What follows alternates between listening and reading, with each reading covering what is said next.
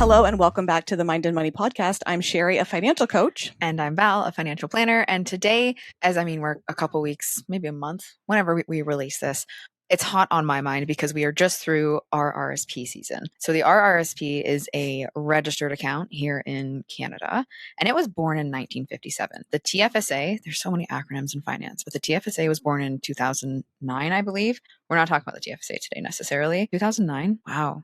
That seems way too fresh. But yeah, we're talking about the RRSP as a tool and I'll say like the bad rep it gets currently and where it's a tool that we can use and where it does or doesn't make sense.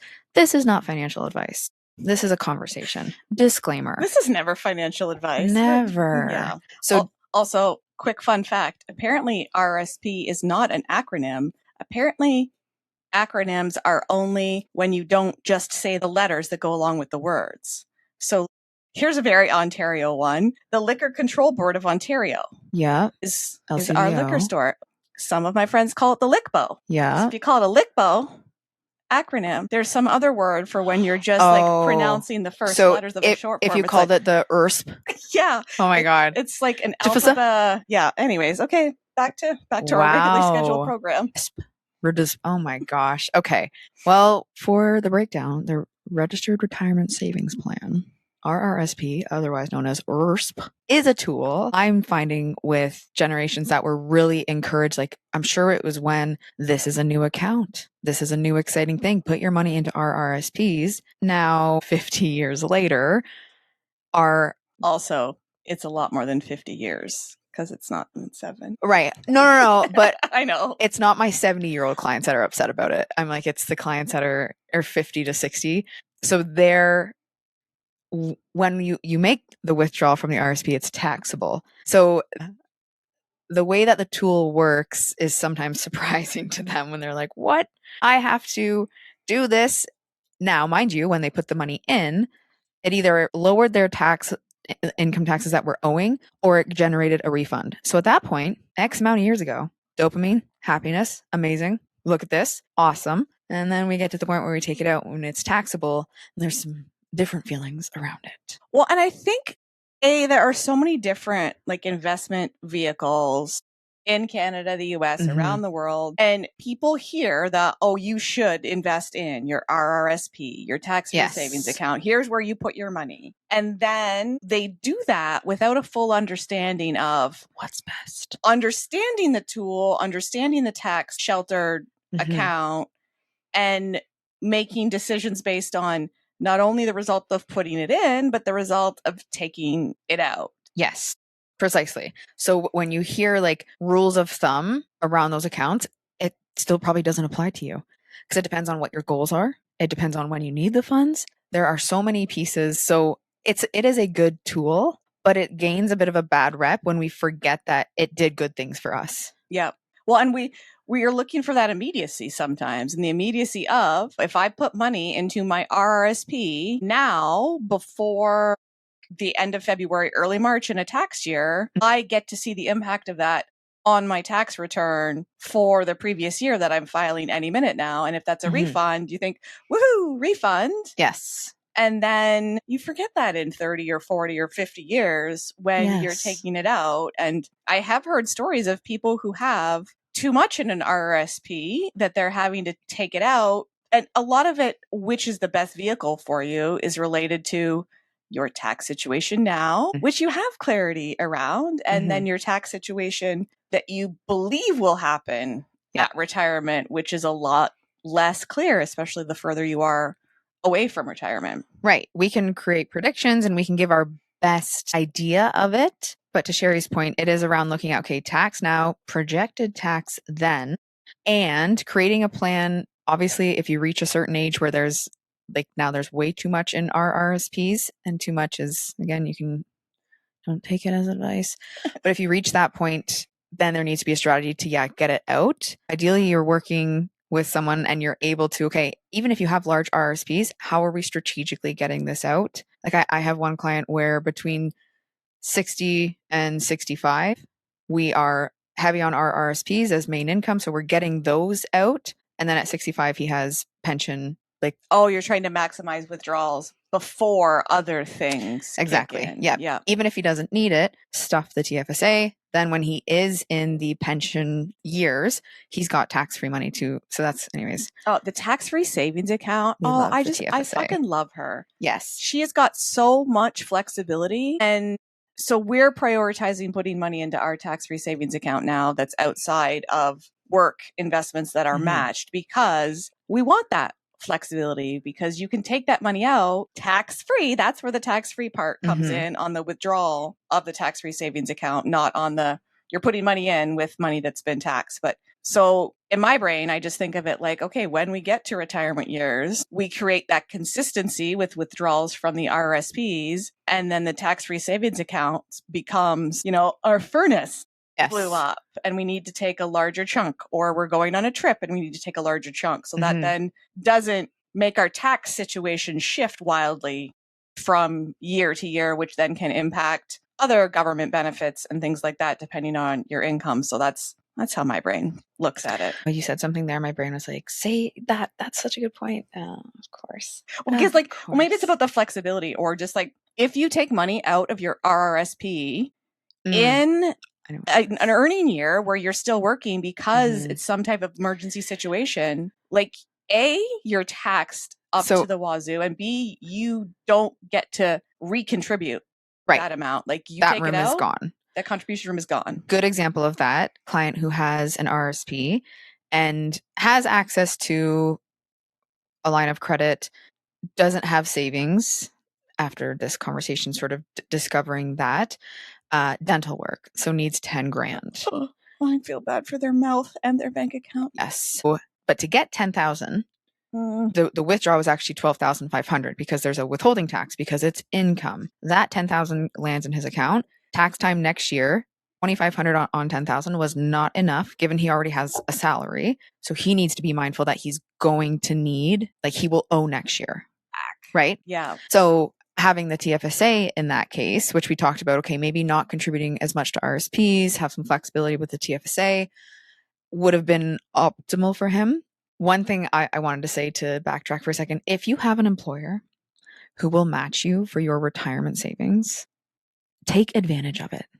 Like, if it's 2%, whatever it is, because that is a guaranteed rate of return right there of 100%. If you put $1 in and they put $1 in, you've already doubled your money. Even if you put $1 in and they put 50 cents in, oh my gosh, you're not getting that high of a guaranteed return anywhere else. It is free money for you, for your future. Take advantage of it. One thing to be aware of in that situation is, if you're newer to a company, sometimes there's vesting periods, when if you were to leave before 5 years, I don't know what vesting, like, usually 1 to 2. You might not get to take that employer contribution with you. So just be aware of that if you're not planning on staying somewhere for very long. But yeah, it's money that you're never going to get that, no matter what the stock bros say. Yes. So take advantage of that. That was all I just want to say. Well, and we've talked about this before, but no matter what type of account you're using, there's lots of people doing their own investing now, which is great. But whether that's through an employer or whether that's on your own, dear God, make sure that money is actually invested in something and not just sitting in cash in your registered account. Yes. Because the registered account does absolutely, especially if it's tax-free savings account, it does absolutely nothing to help you take advantage of the tax sheltering in the account if the money's not growing at all. Here's my example. The account is the flower pot. So picture a nice terracotta flower pot. The dollars that you put in and or your employer are the seeds. The growth is the soil/fertilizer. If it's not invested, that means you're just throwing seeds into a pot and it's not actually growing because there's no soil. And you're never watering it. Yes. The watering, maybe the watering is like checking to make sure that it's invested based on your risk current tolerance, situation. Timeline. Yes. I have come across, one was, I didn't show him the number, but he had been investing for... Oh, investing. Do we need air quotes? Investing. Here? He had been putting money into a retirement account for 15 years, but it was in money market, which essentially earns you a very, very, very small amount of interest. It's very safe. It's never going to go down. But it's probably not going to, like, even with what he was probably... It's slightly better than what's like money under your mattress. But yeah, but probably matching or not quite matching inflation. The dollars were probably getting less. Yeah. So I looked at that to see, okay, if we had even earned 5%, it was an astronomical difference in what he could have had versus what he had. We caught it at that point, and there's no takesies backsies. Unfortunately, with that employer, the advisor that took care of them, it was not taking care of shit. Yeah. So anytime a client of mine sets up something with work, I'm like, what are you in? Show me a statement. Show me your portal. Sometimes we make change for it to be more growth focused if that's appropriate for them, but make sure you check. Yeah. And you don't have to figure it out on your own. You can ask your person for that. Statements can be really overwhelming, especially if it's like, oh my gosh, some of them. It's like they're like, okay, we could do this by putting like 6 lines on one page, but what if instead we make it 18 pages? We do 6 pages and we have 25 lines on every one, just so we can completely mystify people, so that they feel overwhelmed. And I think that's happens a lot with the financial industry, and especially around taxes, especially in Canada, is we create the beliefs, and like the system creates the beliefs that, oh my God, this is so complicated. Like, you've got to pay somebody to do your taxes. And dear God, I will shout this from the mountaintop. If you are an employee and you do not have a complicated tax situation, you can do your taxes yourself in less than 15 minutes. If you have a CRA My Account, you can go on to a tax program. I like Wealthsimple. You can do it for free. You can do it by a donation or different tiers if you want to have someone view it or something.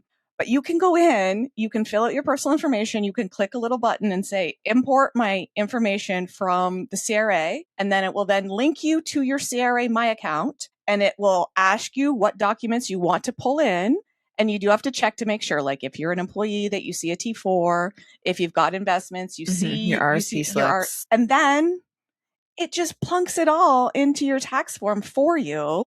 And then there's buttons you can hit to review and get suggestions, and it will walk you through things step by step. And it's more challenging, I think, in the US and in some other countries because there's state and federal. But in Canada, with the exception of Quebec, you fill your information once and it's all done. You're federal, you're provincial, you get one refund or you have one amount owing all at once. And then, you don't need to pay somebody to do your taxes. I promise. Now, incorporated self-employment, there's more to it then, but even simple self-employment, like it's not that challenging. But as two number nerds, the clients that I'll say are even those simple situations, for them, it's, even though it costs less and takes less time, it helps them to have someone that they have to get things to. Like, it helps to separate it because they don't want that chore. Even though we love it, and we're like, yeah, like let me mess around with the numbers. They are like, I would rather pay. So then it's the trade-off, right? So 100%. So if it's something that you just know, you feel debilitated and you're not going to do it or you're avoiding, it's like outsourcing things like that. 100% go for it. But if you're just like, I believe this is too complicated for me to do, and if it wasn't as complicated, I'd try and figure it out myself. It's not that complicated. Here's the thing. If you're just like, I'm not sure if I want to do it myself, hop onto a tax program. Try it. Just don't hit file. See what it feels like. See if you're just like, oh no, I feel like I nailed this. Let's go. And here's the stupidest thing. It annoys me that the CRA makes you file your taxes when you have no like extenuating circumstances. If you have nothing to put on your taxes except like one T4 or maybe like a T4 and an RRSP slip, the government has that information. And the fact that you have to then go and tell the government, well, here's my information and here's I'm filing, because if you enter something wrong, so if you're manually keying in your numbers from your T4 slip and you make an error, you're going to file your taxes and the government's going to be like, oh no, you did that wrong. Like, well, why was I doing it when I wasn't adding anything extra in there? Not like hey, we think this is your tax information. Click yes to file, or click no if you have medical expenses or other things that we don't know about. Just click this. Like, if you don't, just click this one button and we'll file for you. It's a bit of a stupid system, but it's a system that we're in. So 'tis a system. Yeah, we went off the rails there a little bit. Shocker, but we can circle back to the RRSP. So it's a tool that can be used, but have someone help you look at your situation. don't hate on them. Like, yes, I definitely think that the TFSA is our favorite child, but the RRSP still has a place at the table. Yep. And again, with us just getting out of RRSP season, and we call it RRSP season because there's those first few months of the following year where you can contribute and still use the tax advantages of it for the previous tax filing year. So a lot of people like to put chunks of it in or talk to their accountant and see, crunch numbers and give a ballpark of like, okay, I'm going to owe this much in taxes. How much do I have to put into my RRSP to lower that, make it neutral? But I've seen a couple of videos where this tax advice or like the financial advice you see online that you should run the other way from, because this one is like, I took out a $22,000 loan and I contributed that to my RRSP. And then the initial thing is he's hinting that basically he took that $22,000 loan, contributed it all to his RRSP, and then was able to pay off his loan with his tax refund. But no, that is not the case. Whatever the number was, I don't remember what they were, but say you take out a loan or you use money from your line of credit or something like that. You do not get refunded dollar for dollar. No. So say I'm going to make up numbers. You contribute $22,000, maybe that generates an $8,000 refund. So then you take that $8,000 and you put it on your loan. You still then have a loan. And if you are doing this because you're like, oh, I haven't contributed any money to my retirement and this is going to let me do that. If you're not contributing money to retirement, you probably don't have wiggle room in your budget. And so then now pay interest on a loan. And then you end up with a loan payment or a line of credit payment every month. And then now there is situations that it makes sense. They're few and far between. Rarely does it make sense to just do this on a random year on a whim. Yeah. You've got to see the big picture and Yes. understand the big picture. Yes. If you're just like, I'm a hot mess with my money and I'm feeling behind because I'm not contributing to my retirement. And again, social media posts where it's like, at 40, you should have this much invested. At 50, you should have, that's bullshit. Again, don't pay attention to that. Yes, that is clickbait or something. I don't know. And people do it so that their posts get interaction because then that creates chatter in the comments and then that has more people see their posts. But if you are in a position where you're feeling overwhelmed financially, adding another loan is not going to help you in the long run. It's going to create more stress. It's going to give you a quick little hit of dopamine, and then you're going to then have to figure out how to pay that loan off. And go big picture. Have someone look at it with you. Don't read that off somewhere and think that you should go do it. Yeah. And that's the challenge, right? Is we see a post, it should absolutely not be something we're paying attention to because it doesn't apply to us. But lots of people in the comments are saying, yeah, go. And sometimes too, it's not even Canadian specific advice. It's based on like US or other countries. It's like, that's not good for you. No. So figure out what's going to work for you and then which account is going to work better. And don't get lost in all the acronyms. And if you look at your statements and you feel like, shit, this is overwhelming, but the person that I can go to ask this question about makes me feel like shit every time I go and ask them about it. Find a different person. Yes. There's a person out there that is going to make you feel comfortable. And with anything, especially your finances, if you have somebody you don't feel comfortable asking a question to, that's a good sign to run the other direction and make some changes, because you have got to feel comfortable asking to better understand your financial situation and your investments, because that is